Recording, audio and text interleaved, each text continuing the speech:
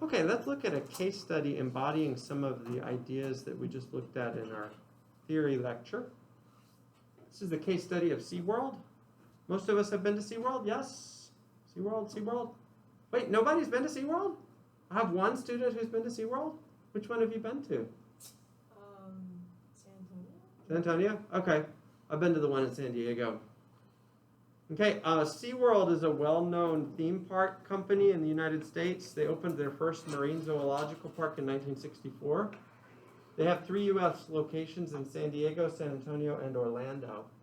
And they have a kind of a niche role in the theme park world that they've found and fulfill now.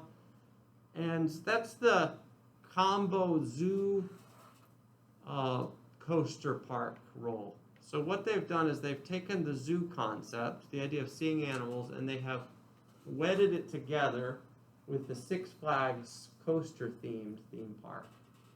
Okay, and they've got a kid-friendly component too, but it's certainly not Disney, so it's not entirely kid-friendly in the way that they've structured their theme park. Without a doubt, over the years, the biggest attraction, the most memorable attraction, has been the spectacular performances by animals and trainers. Okay, so shows have included beluga whale dances, instrument playing otters. Okay, they've got lots and lots of circus-like performances. The grandest of all these performances by far have been the orca shows, where Shamu performs a variety of tricks with trainers and other killer whales. Okay, and the trainers will ride on Shamu's snout, they will ride on Shamu's fin.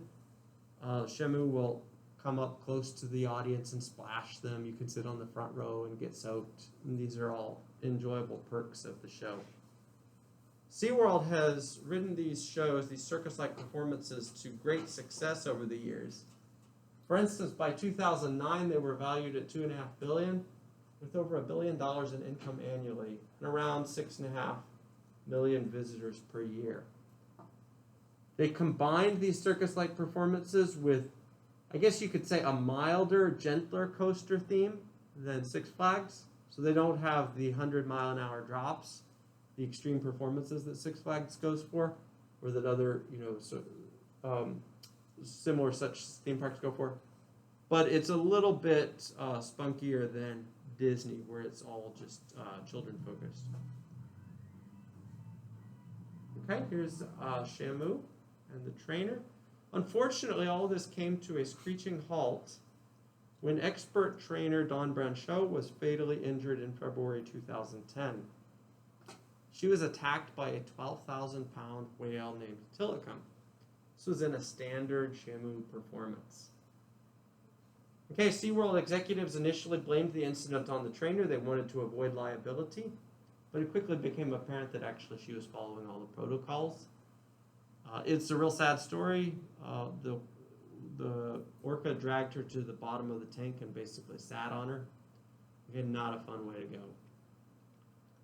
As the investigations into this incident continued, focus came to rest on Tilikum's living conditions, okay, which appeared to have caused a history of aggression. So Tilikum appeared to be acting out as a result of cramped living conditions. For instance, here's a graphic.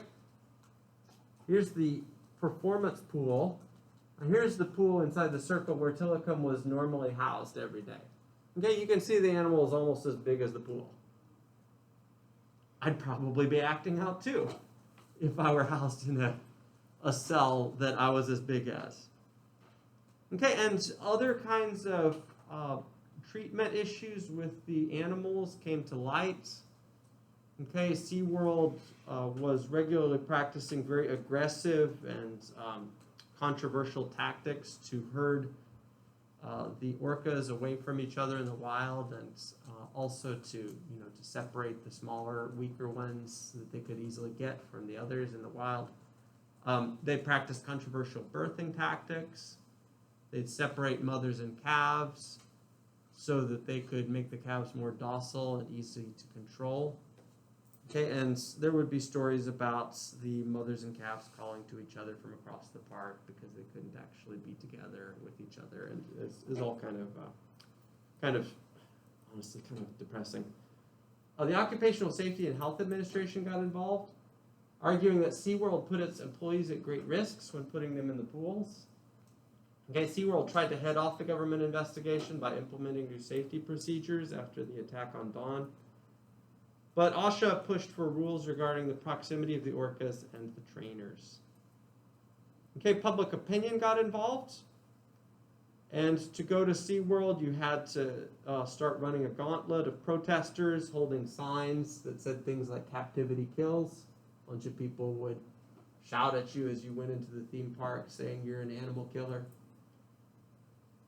Okay, SeaWorld fought back with their own marketing campaign, talking about how they are attuned to the needs of their orcas especially, but also their animals more generally.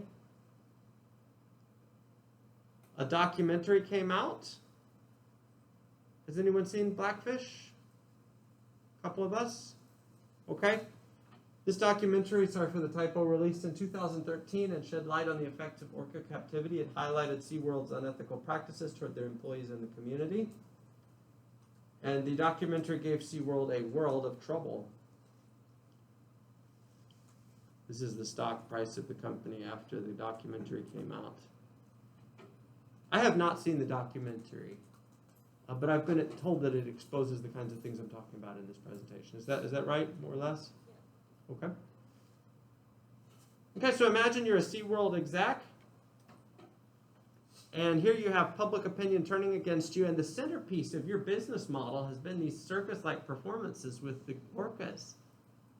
And this now appears as though it's actually a liability for you, because the government's either going to shut you down, fine you, sue you, or the public will stop going out of protests over your treatment of the orcas. So if you're a SeaWorld exec and you're trying to save the theme park, what do you do?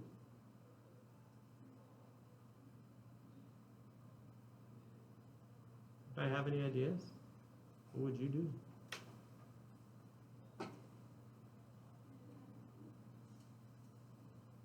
They've got a serious business problem on their hands, don't they? Okay, here's what they actually have done. They have been ending the circus-like performances as well as their breeding programs. They can't just put the orcas back in the wild because once in captivity, they lose the ability to fend for themselves in a wild circumstance, and so they're going to live out their lives in captivity. But they've ended the circus-like performances. They're now focusing on just an orca experience, so you can see the animals from a distance. If you attend, for instance, or go to visit the SeaWorld in San Diego, like I've done, you can see the animals from a distance. But no more circus-like performances, and they're instead making it more into a kind of an aquarium plus experience, where you don't really interact with the animals, but you see them and can also ride coasters and purchase souvenirs at the same time. Okay, it has yet to be seen whether this is going to make the company as successful as it once was. SeaWorld struggled a whole lot in recent years, and this was actually accelerated. The struggles were accelerated this last year with COVID and all the theme parks problems. Okay, but we'll see whether this new plan of giving people observation access but not actually doing the performances ends up being successful for SeaWorld. Okay, any questions or comments about the SeaWorld case? Great, thank you all. If you do have any questions about upcoming assignments like our presentations, which are of course just going to be the PowerPoint slides and not the actual physical presentation, please shoot me an email. I will be able to start grading your papers as soon as I can access Blackboard, so I hope that's sometime soon. It's back up. It's back up? As of this morning? Yeah, I was on it this morning. Okay, I tried before I left for work this morning and still was unable to get on it, so it could be up. It could be up for everybody, it could be up for some. I'll see if I can, I'll check it actually right after class right now. Let's see. About the presentations that we're supposed to turn in? Yes.